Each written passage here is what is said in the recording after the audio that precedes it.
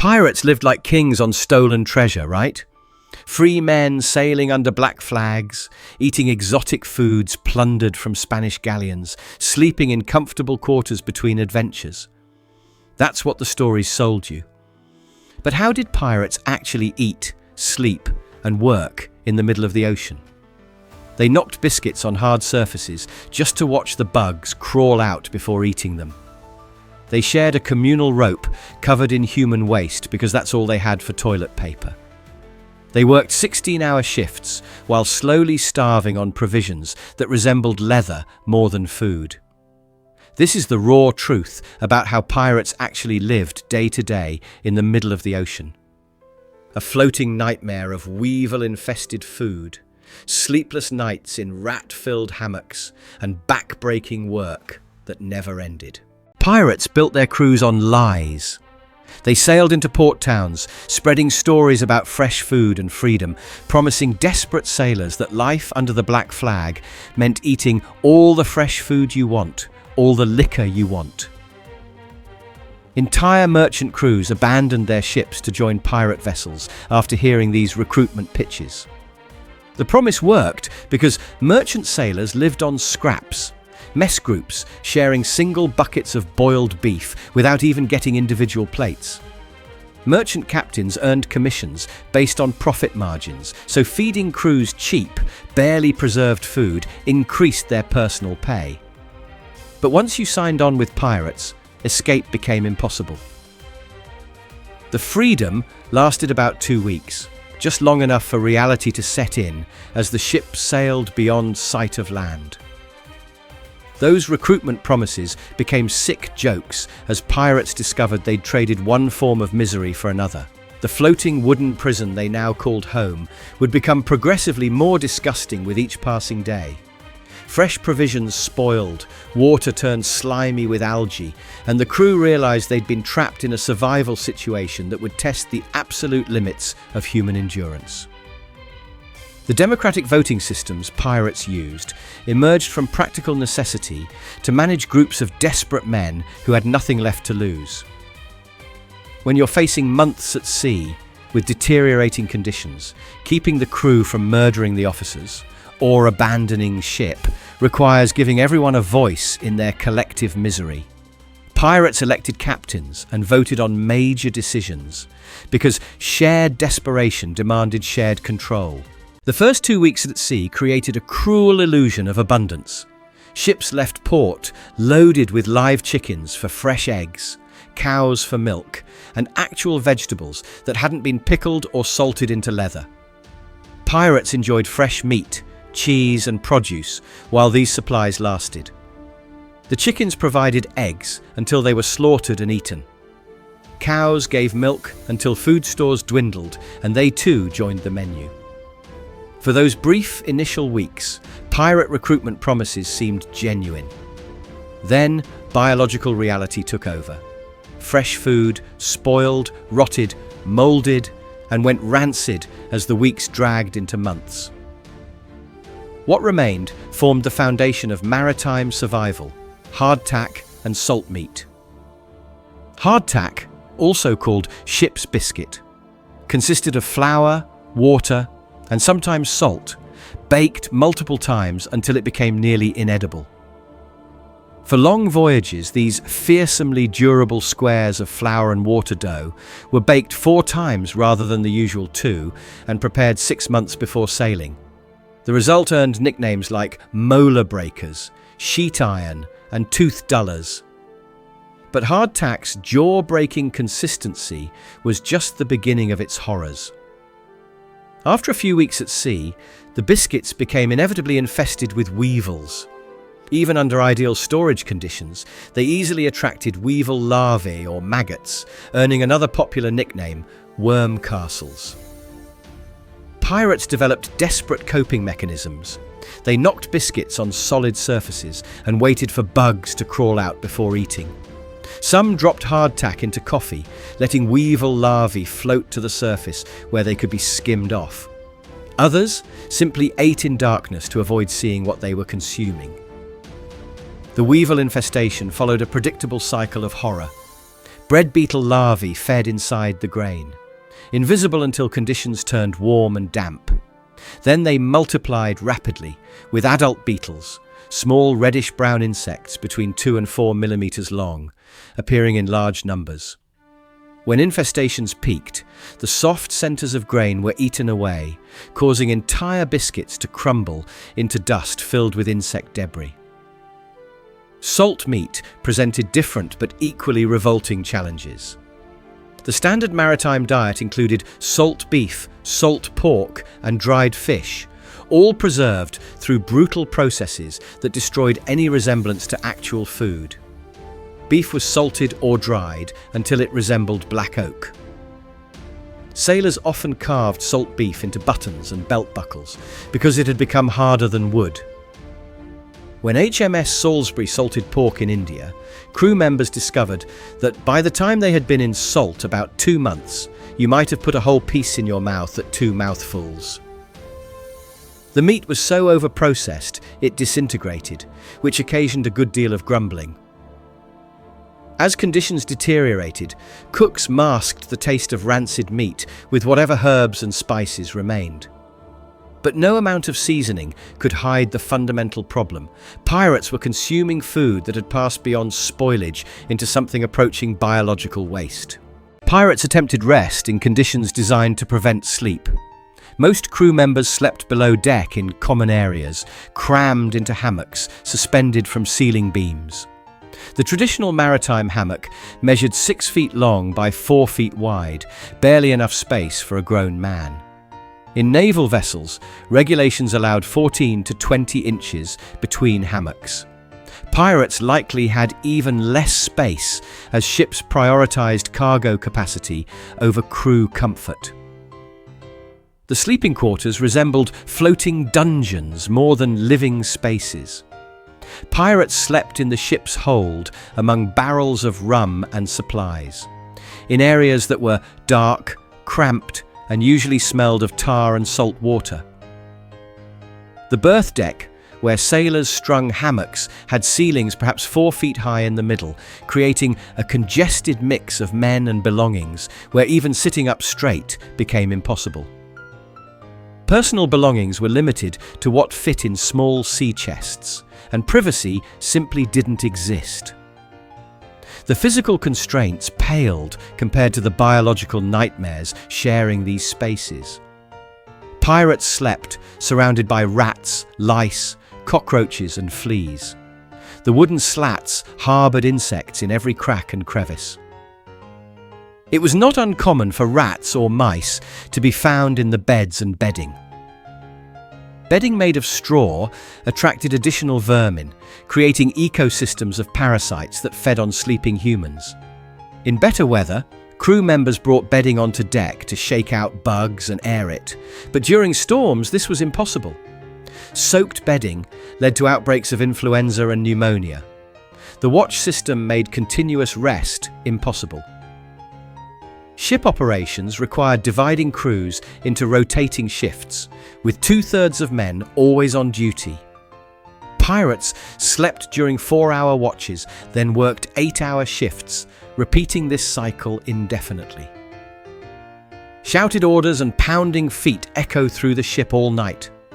But exhausted pirates slip into deep slumber as soon as they tumble into their hammocks because their work was so exhausting.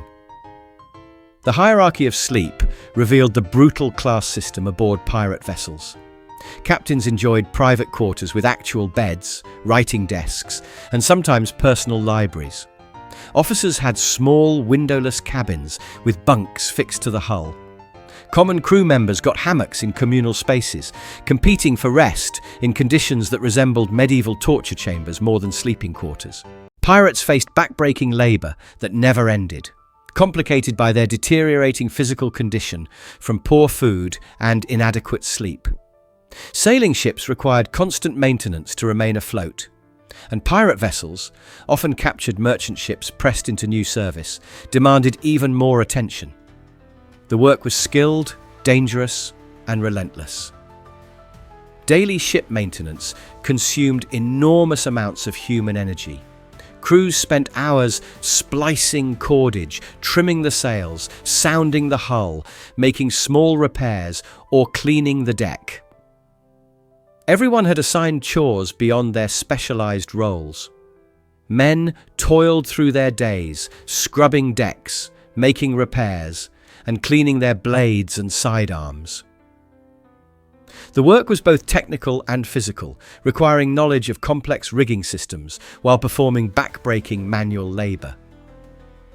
Every few months, crews had to careen their ships, tilting vessels onto their sides on secluded beaches to scrape marine growth from hulls. This process was essential for maintaining ship speed, but required tremendous physical effort from already exhausted men. Pirates had to remove barnacles and accumulated debris while working in awkward positions, often while ships threatened to shift or collapse. The specialized labor revealed just how skilled pirate crews needed to be. The boatswain supervised all those tasks requiring seamanship and was responsible for the ship's stores and ensuring the ship's rigging, sails, and anchors were in good working condition. He directed all deck activities, including handling the sails, weighting, rigging, lines, yards, and anchors. Sailmakers repaired canvas, always worn down by weather, often ripped up by storms, and sometimes riddled to pieces by grape shot. In the age of sail, sailmakers were as important as the chief engineer on a modern ship, since without them, the vessel could not go very far. Operating cannons required teams of 4 to 6 men per gun, with crews needing to aim, fire, reset, swab, and load, while coordinating with other gunners. A small sloop, carrying 4 guns per side, required at least 24 men just for cannon operations. Pirates had to master these weapons while weakened from malnutrition and sleep deprivation, making mistakes potentially deadly for everyone aboard. Navigation presented additional challenges. The pilot, usually the most educated man aboard, was responsible for plotting the ship's course and maintaining that course. He maintained all of the ship's charts and maps, as well as the tools of navigation, and kept a daily log of every event relating to the sailing of the ship. Since charts were often inaccurate or non-existent, navigation required exceptional skill under impossible conditions. The most dangerous work fell to riggers, sailors who worked high above deck, maintaining sails and rigging. This was certainly one of the most dangerous jobs, due to the constant risk of falling from a slippery spar high above a rolling deck. Pirates performed this death-defying work while malnourished, exhausted, and often in severe weather conditions. Poor food, inadequate sleep, and brutal work created a downward spiral that made each problem worse. Malnourished pirates lacked energy for dangerous physical labor. Sleep-deprived crew members made mistakes that could kill everyone aboard. Exhausted men needed more food and rest, but ship operations provided neither. The physical deterioration was systematic and predictable. Pirates consuming weevil-infested hardtack and leather-hard salt meat couldn't maintain the strength needed for complex rigging work or cannon operations. Men who slept 4 hours between shifts in rat-filled hammocks couldn't focus during navigation or maintain alertness during dangerous weather. The work itself, constant scrubbing, lifting, climbing, and operating heavy equipment, demanded more calories and rest than the ship's provisions could provide. Disease accelerated the collapse. Pirates had no access to nutritious foods, clean water, and vitamins, making them prone to diseases including yellow fever, scurvy, malaria, dysentery, and gangrene. Scurvy alone caused swollen and bleeding gums, loosened teeth, stinking breath, pain in the joints, sores, and mood swings. Men suffering from these conditions still had to perform the skilled labor needed to keep ships operational. The psychological pressure was enormous. Pirates faced months at sea, knowing conditions would only get worse. food supplies dwindled while work demands increased. Sleep became more difficult as pest populations grew, and hammock spaces became more crowded with accumulated filth. The democratic voting systems that governed pirate ships had to manage crews of increasingly desperate men whose physical and mental condition deteriorated daily. Equipment failure multiplied human suffering. When sails ripped during storms, exhausted sailmakers had to perform repairs in dangerous conditions while ships rolled violently. When rigging failed, malnourished men had to climb slippery masts to make emergency fixes. When cannon misfired, sleep-deprived crews had to clear jams while fighting battles that determined whether they lived or died. Pirates developed democratic systems out of practical necessity to prevent mutiny, murder, and mass desertion. When you trap desperate men in floating prisons with deteriorating conditions, survival requires giving everyone a voice in collective decision-making. The Pirate Council included every man aboard ship, with major decisions determined by majority vote. This arrangement handled desperate crowd control rather than reflecting political philosophy. Pirates limited the captain's power, so he had absolute authority in battle, but was otherwise subject to crew votes. Captains could be voted out and removed for not being aggressive enough, or abandoned by their crews for being too bloodthirsty and brutal. The quartermaster emerged as almost the captain's equal, elected immediately after choosing leadership and tasked with representing crew interests. He protected seamen against each other by maintaining order, settling quarrels, and distributing food and other essentials. This role existed because cramped conditions and dwindling resources created constant potential for violence between crew members. Shared misery created the bonds that held pirate crews together. When everyone faced the same disgusting food, sleepless nights, and back-breaking work, collective suffering became a form of solidarity. Pirates developed systems for fairly distributing the few privileges available: better sleeping spots, extra rations, or lighter duties during illness. The democratic elements of pirate society emerged from the recognition that traditional naval hierarchy couldn't survive the extreme conditions of extended ocean voyages with marginal provisions. When officers and crew faced equally horrible living conditions, maintaining discipline required giving everyone stake in group survival, rather than relying on authority structures that depended on differential treatment. Pirates faced a race against biological decay that could only be won by reaching land or capturing ships with fresh supplies. Every day at sea made conditions worse as food spoiled, water stagnated, pest populations multiplied, and human endurance approached its limits. The timeline was predictable and merciless. Fresh provisions lasted roughly 2 weeks. Preserved foods remained barely edible for several months under ideal conditions. But ideal conditions didn't exist aboard crowded pirate vessels, where storage areas were damp, poorly ventilated, and infested with vermin. The weevil life cycle meant hardtack became increasingly inedible over time. Salt meat grew harder and more rancid. Water developed algae growths that made it slimy with green scum. Human endurance had its own timeline. Men could survive on minimal sleep for weeks, but not months. Bodies weakened by poor nutrition couldn't sustain the physical demands of ship operations indefinitely. Disease outbreaks became more likely as crews' immune systems were compromised by stress, malnutrition, and unsanitary conditions. Ships themselves deteriorated without proper maintenance. Rigging wore out, sails ripped beyond repair, and hulls developed leaks that required constant attention. Pirates had to balance human survival against vessel maintenance, often working men beyond their physical limits to keep ships operational long enough to reach safety. The psychological pressure was enormous. Pirates knew their situation would only worsen with time. Food would become more disgusting, sleep more difficult, and work more dangerous.